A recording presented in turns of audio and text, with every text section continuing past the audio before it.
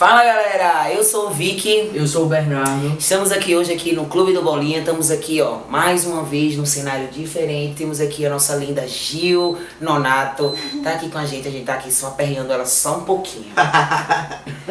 E aí, a gente vai fazer agora uma entrevistazinha com ela pra vocês conhecerem essa pessoa maravilhosa. Na intimidade do quarto. Só pra nós. Só pra nós. Ela já tá aqui, no ponto estratégico aqui, no sanduíche. Todo mundo que pode ir, não. Querida, veja bem, tô muito bem acompanhada dessa vez maravilhosos, a minha avó. Desculpa. Desculpa, Fernando. Você já vão conhecer o Fernando também, Já. Antes de tudo, Gil, quem é você? Diz pra gente. Bom, eu sou travesti, sou de São Paulo, tenho 22 anos, sou de Capricórnio. Capricorniano, bebê. Se entende com capricorniano. A gente bate assim, opa. Entende. Eu sou de Caprica, sou bissexual, sou não monogâmica e tô em transição faz 1 ano e alguns meses. Isso. Essa sou eu. Eu sou fotógrafa também, tô trabalhando agora com audiovisual. E o que você veio fazer aqui em Recife? Eu vim... O que você traz de bom aqui pra gente aqui em Recife? Meu corpo, né? Eu acho. Eu não esperava essa resposta. Eu acho que Recife tava precisando. Mas tava precisando, sempre é bom. Não, mas eu vim pra Recife porque tá acontecendo o Recifest, que é maravilhoso. Exatamente. Maravilhoso. Pra quem não sabe, Recifest é o Festival de Cinema da Diversidade Sexual e de Gênero daqui de Recife. Maravilhoso. Sem palavras. Foi aí que eu conheci essa pessoa incrível. Foi lá no Recifest. E aí eu fui convidada, na verdade, pra exibir as fotos que eu tenho feito. E aí eu aproveitei que é um festival de cinema e montei um curta pra exibir, que vai ser sábado agora. E também me chamaram pra compor o júri. Então... Hoje, no caso hoje que eu falo, na quinta-feira do Recifest, que você vai compor esse júri, né? Isso. Hoje começa. Hoje e amanhã. Hoje e amanhã, exatamente. Então, Gil, como foi essa tua identificação? Como foi pra você na hora, depois e até agora? A minha transição, na verdade, ela aconteceu antes que eu percebesse, assim, porque quando chegou um momento em que eu me vi e eu já tava eu já usava várias roupas femininas, eu já usava maquiagem, sabe, eu o tempo todo buscava uma imagem feminina, mesmo antes disso ser um processo consciente. Mas, em determinado momento, isso começou a me angustiar, eu comecei já a ter aquela sensação de que eu tava presa a uma masculinidade que eu nunca quis. Entendi. E isso, eu tava saindo de um relacionamento também muito conturbado e eu tava trabalhando, só que era um ambiente de trabalho que não ia me permitir fazer essa transição, porque mesmo essas poucas coisas que eu já fazia, por exemplo, de maquiada do trabalho, já era algo reprimido. Sim. Então ali não ia haver espaço para transição, aí eu tive que pedir demissão de lá e aí logo em seguida eu comecei a transição. Num primeiro momento eu me identificava como uma pessoa não binária, porque foi o discurso que eu tive acesso no primeiro momento. Mas aí depois eu entrei na militância, né, no movimento social.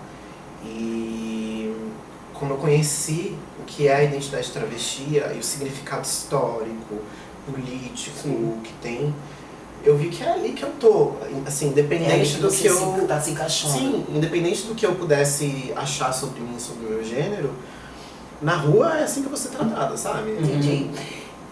Aproveitando esse gancho que você falou, que você entendeu sobre travesti, fala pra galera o que é ser travesti. Explica, porque esses dias, por sinal, eu vi um post de um garoto dizendo que, super, tipo, absurdo, dizendo que travesti pra ele era um homem vestido de mulher.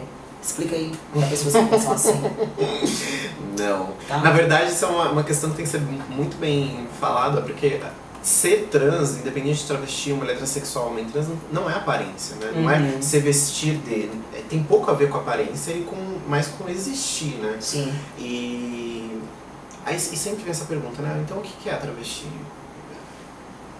A travestilidade, ela é um processo nosso, assim, né, brasileiro, de pessoas que tiveram que construir as suas identidades de uma maneira extremamente marginalizada. Sim. Então acho que a primeira questão da travestilidade são as questões de classe, né? São pessoas que estão, e também de raça, né? A maior parte das travestis são negras, pobres, que moram nas periferias são elas que num primeiro momento, aqui no Brasil pelo menos, começam a luta trans, assim.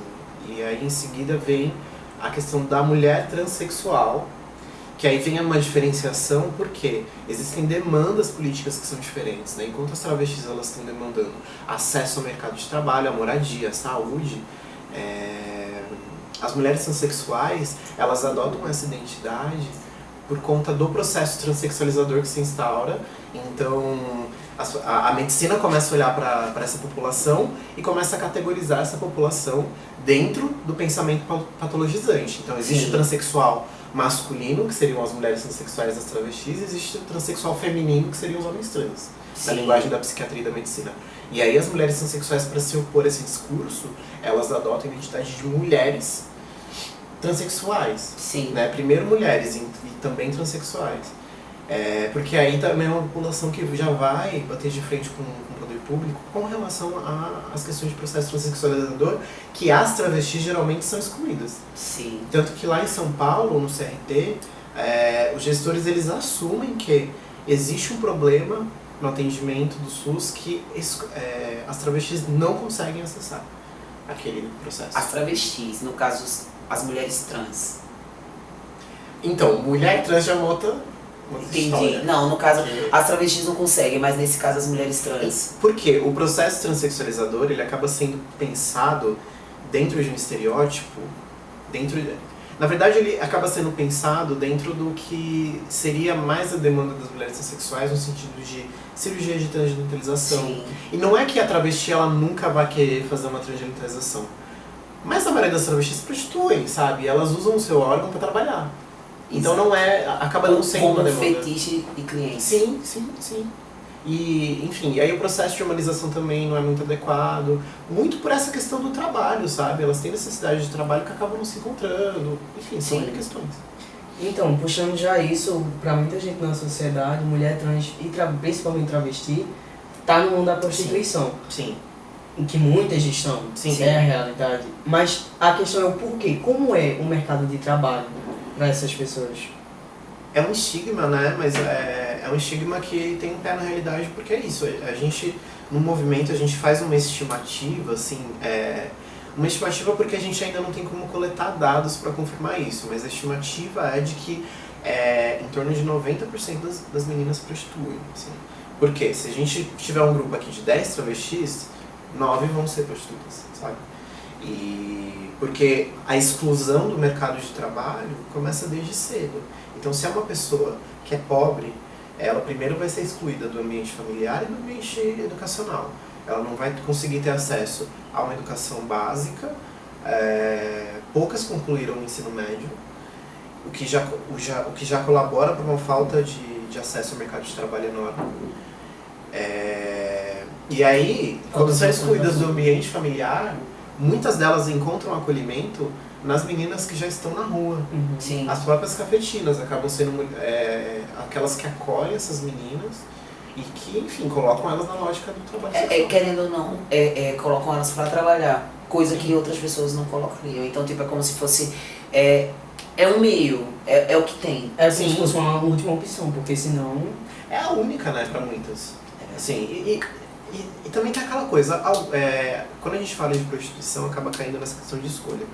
Mas algumas até escolhem, assim, poderiam trabalhar com outra coisa. Mas aí você para pra pensar, tipo, às vezes o trabalho sexual pode ser menos humilhante do que um trabalho doméstico. Não, eu assim, não tem problema nenhum com prostituição, porque é um trabalho como qualquer outro. A pessoa tá usando né, o que ela sabe fazer, que, enfim. Mas assim, o problema não... Adoro. O negócio é assim. O problema não é a prostituição, o problema é estar ali por não ter opção. Meio que obrigado, né? Sim. Tipo, uma coisa assim também. Você ser obrigado por. Lógico que você se acostuma depois. Porque, tipo, se você já tá. Muitos também só estão também na prostituição porque a família vira as costas. Sim. Então, tipo, É um porque conjunto, como ela falou, você não tem apoio da família, você não tem, chega a não ter escolaridade, então, né, o apoio, o fundamental para qualquer pessoa, a pessoa acaba não tendo. Então... Sim. E pra você, como é que tá o mercado de trabalho? Não tá tendo. Ah, bebê, tá difícil pra mim também. Tá pra Dois todo fotógrafos mundo, tá pra aqui. todo mundo. Depois da transição, eu não consegui voltar pro emprego formal estável. Assim, eu tive experiências bem pontuais de fazer alguns trabalhos temporários.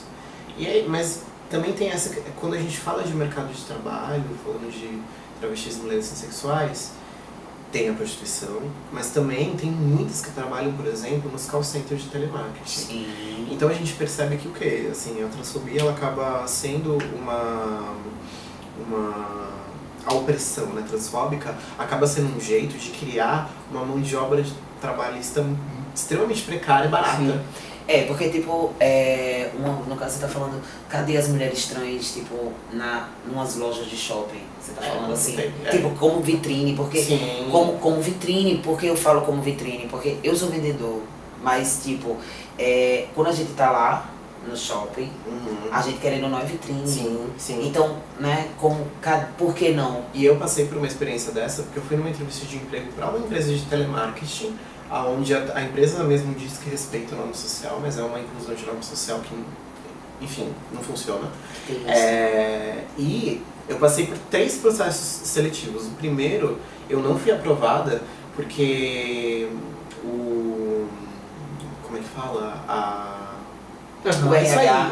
Não. O lugar onde a gente ia trabalhar Sim. é um lugar que ficava, diferente das outras centrais de atendimento, esse local ficava num prédio que é executivo. Sim. É um prédio onde os cabeças da empresa estão lá. Em questão de locomoção, de ter que ficar passando pelo local. Não, mas então, quem trabalha lá, eles falaram isso na entrevista, eram pessoas que seriam cartões de visita da empresa, seriam vitrine. Logo, eu não passei, várias pessoas negras não passaram, Entendi. pessoas gordas não passaram. Padrão. Sim. E tem isso mesmo. E isso é uma coisa que a gente luta muito, né? Pra ser contra isso e contra esse tipo de sistema. Sim. Que é muito errado. Sim. Porque, tipo, ninguém pode julgar ninguém pela aparência, né? Estamos aqui querendo fazer isso, ó, quebrar... Essa é a meta. Esse